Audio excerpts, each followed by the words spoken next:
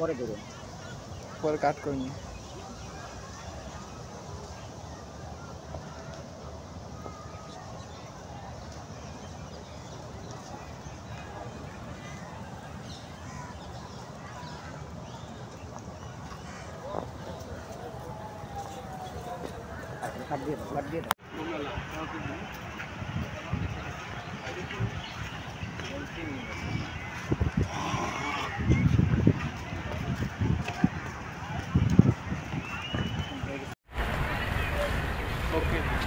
ওই চল মাদ্রাসায় যাই। না রে আজকে ভালো লাগতেছে না, চল আজকে আমি খেলি।